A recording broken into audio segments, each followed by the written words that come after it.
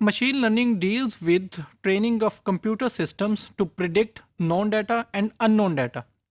For that particular purpose, there are several concepts which are related to the area of machine learning, such as association analysis, supervised learning, unsupervised learning, and reinforcement learning. Now, what are these techniques and what are different examples related to these techniques? If we start from the learning associations, what are learning associations and how they are useful? So in this slide, what I have taken is, I have taken an example of this basket analysis. So this is basically market basket analysis, in which we have two things, where we have probability of y given x.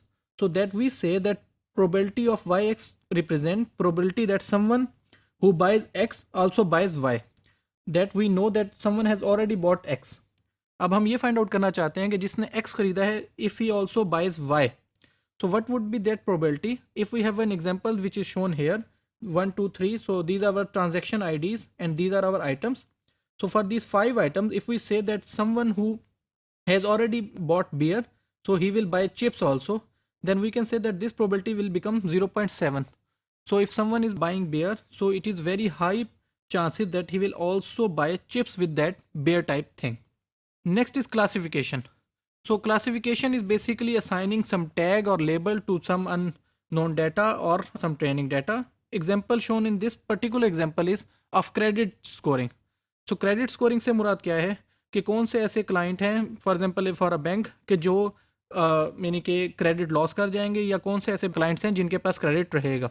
For that purpose we have divided into two categories, which are basically row scoring and high scoring. So basically we want to differentiate between customers who have low risk of credit scoring, यानी कि उनके कम chances हैं कि वो दिवालिया हो जाएंगे या बैंकरप्ट हो जाएंगे. ऑन द अदर एंड जो हाई रिस्क के कस्टमर्स हैं उनके ज़्यादा चांसेस हैं कि वो दिवालिया हो सकते हैं.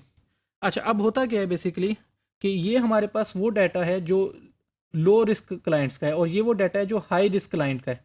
अब डिस्क्रिमिनेशन कैसे होगी? डिस्क्रिमिनेशन मीन्स इन दोनों में हम कैसे डिफरेंशिएट करेंगे कि which one are low risk customers and which one are high risk customers. If income is greater than θ1 and saving is greater than θ2, तो this is our θ1 and this is our θ2. कि ऐसे बंदे जिनकी income जो है वो θ1 से ज़्यादा हो और जिनकी सेविंग θ2 से ज़्यादा हो, then they are low risk.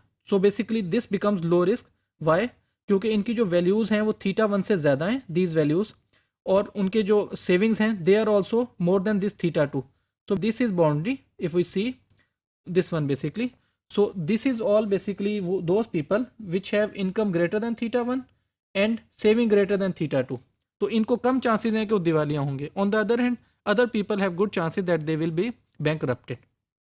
So applications or different applications available for classification. There are several applications such as this face recognition based.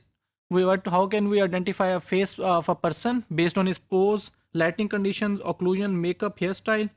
So इनको occlusion we can see that because of occlusion basically रुकावट को कहते हैं कि अगर किसी ने glasses पहनी हुई है, चश्मा लगाया हुआ है, तो उसके आइज़ क्लियर नहीं होंगे. इसी तरह दाढ़ी रखी हुई है तो उसका चेहरा क्लियर नहीं होगा. तो यूजिंग प्रीवियस मेथड, जैसे हमने अभी स्कोरिंग का मैकेनिज्म बताया था, क्रेडिट स्कोरिंग का, उसी तरह से हम एक फेस रिकग्निशन का एप्लीकेशन बना सकते हैं if we have all this factor information such as pose, lighting, occlusion and such. Similarly character recognition, speech recognition and so on. So ये वो एप्लीकेशन हैं that can be developed using different parameters, और इन parameters की proper values की base पे using if else conditions we can make a classification application. Then we have a prediction method or prediction algorithm. So prediction ये है कि for example if I want to sell my car, so how I can say what would be the price of that car. So अब उस car के अगर हमने price find out करनी है तो हम we will say that what are different attributes of that car. For example this X basically it shows that what are different attributes. So अब जो attributes हैं they are basically say that what would be the price, और जो price है हमारे पास that is our final output, this is price and these are our attributes. अब होता क्या है कि जो एट्रीब्यूट्स हैं हर एट्रीब्यूट की अलग वेटेज है. For example if we want to buy sell a car, if it is a newer model car, let's say in 2014 और 15 कार, सो वेटेज काफ़ी हाई होगी कि it would be a expensive car as compare to some car which is a 2007 model. Similarly brand wise कि अगर एक हमारे पास car है जो might be from Toyota Motors है, या फ्रॉम होंडा मोटर है, that would be expensive as compare to a Suzuki car. तो what will happen, these factors will have different weights. अब जो गाड़ी के जो रेट बनेगा या जो सेलिंग प्राइस होगी, that would be dependent on the rates of individual factors.